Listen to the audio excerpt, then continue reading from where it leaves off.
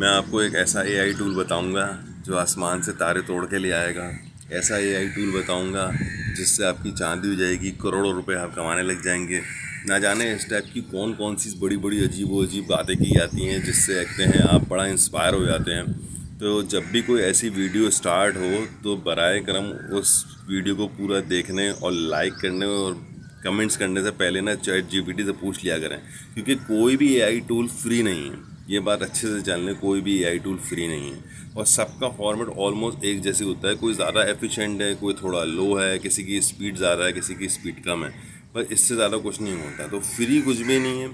मोटी और इम्पोर्टेंट बात यह है, फ्री कुछ भी नहीं है।